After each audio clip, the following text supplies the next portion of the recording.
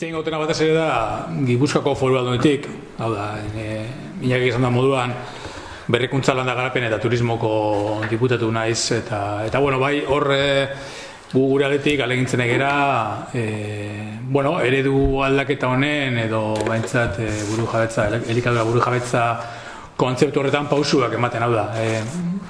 Mixerek ere aipatu du, iparraldean, laborantza ganberan bitartez eta aurrera pausoak ematen nahi dira, eta nik ustot, pausoak egan behar dela, nahiz eta mehatxuak egon, PAK aipatu da hemen, gauz asko aipatu dira hor dauden mehatxu moduan, ez?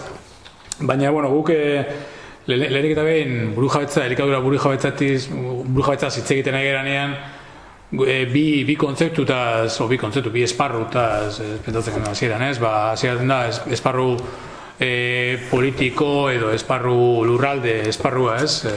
Nekazaritza, laborantza, horrek daukan kontzeptu nazionala, lurralde kontzeptua, baina gero osasun iturri bezala, ez? Hemen kontzeptu asko hitz egin dira gaur, adibidez, esan duena, ez? Jaten duguna, momentuan jaten duguna, kalitatezko elikadura, baina batez ere gertuko kontsumo horrek urrutiko garraioetan daukan energia kontsumo hori gutxitzea, kutsadura gutxitzea, onuragarritasun hori danok ustotea ados gaudela horretan, ez? Orduan, horrez naiz gehiegi sartuko.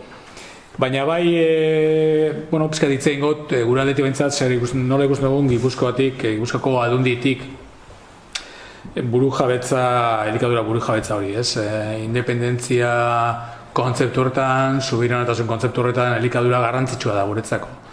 Ezinbestekoa da, lurraldean garrantzia beti izan duelako nekazaritzak eta ikusten dugula urtetik urtera, ze arazo dauden eta batez ere nora bideratzen nahi da nekazaritza, hemen aipatu da, ez? Nekazaritza industriala edo baserri nekazaritza, danok ulertzitzugu bi kontzeptu horiek kontrajarri daudela, baina azken urteetan nekazaritza industrialera pauso gehiegi eman dira, ez? Eta horri buelta ematea berandu baino lehenago komenigarria dala aipatu da. Lehenak kontzeptua da aipatu da, gustatzen ere bai Antxon Lafontek ustot komentatu duela termodinamikan, entropian gai jarri dagoena da, ez gaudela isolatuak, ez gara sistema itxi bat, baina bertakoa bultzatuia da kanpoko itxi gabe, baina bertako kontsumo horretan, ez? Horretik zentzen, non gaude, eta oin azkenengo hitzaldi honetan Michelek ere aipatu du, ez? Non gauden jakin behar da, diagnosi bat egin behar dugu, nora joan nahi dugun, ere bai, eta gero ze pausu eman behar diran horra joateko. Eta gaina tituluak, mintegian tituluak esaten du, ez? Arazo zahar bati emaniko erantzun berria. Zaharra da, baina ezain zaharra, zaharra da, arazoa, baina nik ustot azkenen gurtako globalizazioak oraindik eta okerrago bihurtzen ari dela edo bihurtzen duela arazoa.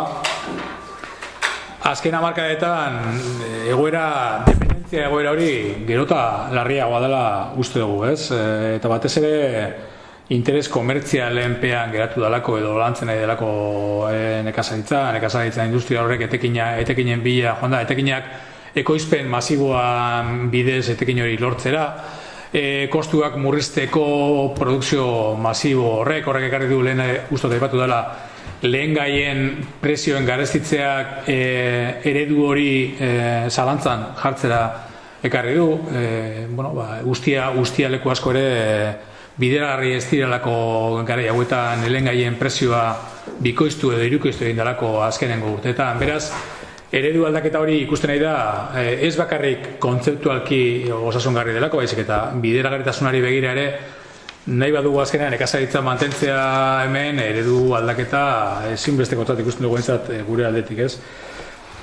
Neurtzen da azkenean barne produktu gordinaren portzentaia, nekazaritza erkidegoan, Euskal Autonomia erkidegoan euneko 0,8 da.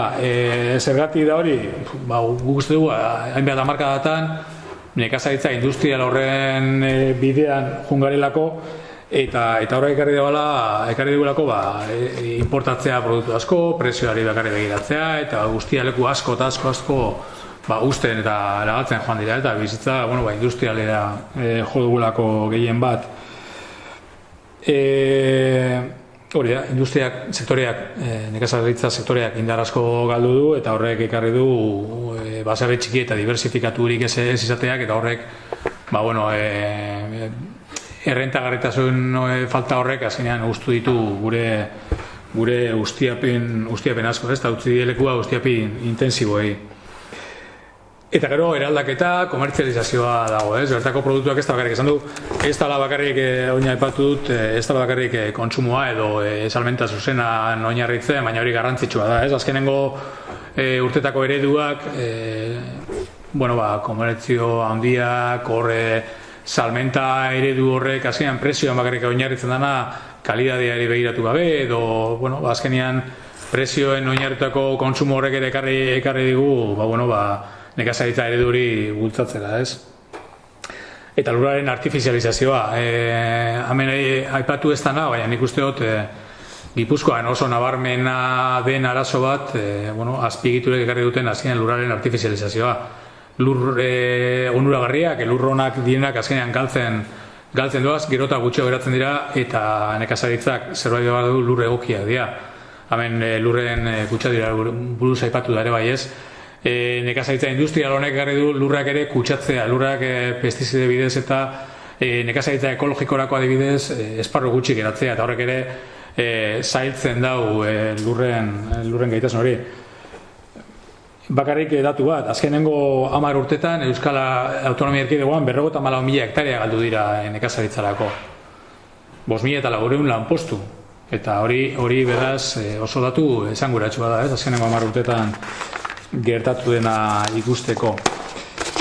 Beraz, aipatu da hemen, egoera ez da ona, eta gero mehatxuak hemen aipatu da PAK berriaren negoziak eta honetan, Europatik eredu industrial horretan jarraitzen da, nik uste dut.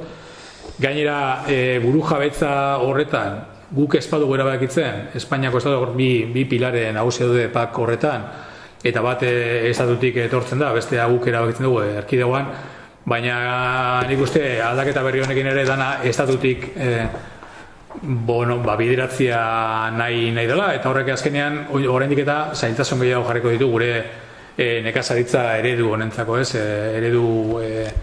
bertako eredu honentzako. Beraz, mehatxuak handia dira, baina aipatu da moduan, zer daukagun, nora joan nahi dugun, nik uste hemen argi dagoela eredu aldaketa baten beharra nabarmena dela, eta zer egin behar dugun hori lortzeko, ez? Aipatzen ez nuela gehiagin luzatzera berriz ere ereduan asko hitz egin da, eta gai oso interesgarriak azaldu dira gaurko mintegi honetan, nik bai nahi nituzke zenbait datu eman Gipuzkoan egiten nahi garenari, edo Gipuzkoan zertan ari garen, ez? Duela pare bat hilabete, batzar nagusietan lehen aipatu da, ez? Batzar nagusietan sartzera LTH-en eztabaida horretan, baina nik uste dut eztabaida oso luze joango litzakela, eta hemen daukagun tresnak baliatu berdea, bikoiztasunak eta ebitatuz, baina batzar nagusietan adibidez ponentzia sozioekonomiko bat egon zen, eta printzipioz guk eraman genduen ponentzia horretara gai garrantzitsu bat lehen sektorea esan, ez? Esan bakarrik industria orain arte eztabaidatzen zen bigarren sektoreari buruz, baizik eta lehen sektorea, eta hor datu oso garrantzitsuak esanguratsuak atera ziren, eta adibidez kontzeptu bat edo gomendietako bat atera zena ponentzia horretatik zen, gure lurra balorean jarriko duten, gertuko komertzioa eta sektoreko lana duintasunez beteko duten, lehen sektoreko iniziatibi laguntzak bultzatzea. Hau da, horrego ziren eragileek aipatzen dute lehen sektorea bultzatzeko beharra eta batez ere kalitatezko sektore bat, ez? Eta beraz, hor mundu bat dago, egin behar ugari daude, eta hemen urten diren iniziatibataz gain, guk adibidez alduntik proiektu batzuk eta martxan badauzkagu, ez? Edo baintzat, alegintzen egera batzuk gainera laborantza ganbarakin elkarlanean, edo hortik ikasiz harremanetan, nik uste dut oso eredu probetxuzkoak daudela jadanik urtez urte lantzen laborantza ganberan, Baina guk proiektu batzuk adibidez, ez? Lur funtsa. Aipatu dut, Gipuzkoan batez ere, lur honen gaitasuna oso murritza da, asko eta asko artifizializatu egin dira, eta beste asko erabilera utzi da arrazoi ezberdinagatik, adinagatik kasu batzutan, edo errentagarri ez delako, eta lur horiek ez daude eskuragarri, ez? Orduan, guk guazpadik gatoz lur funtsa hori bultzatuz, gero zatu genaiz pizkat gehiago horri buruz, artizautza ekoizpena garatzeko kontzeptuan, hau da, ekoizpen kalitatezko artesanala, balioan jarriz, merkaturatzea, ez da izan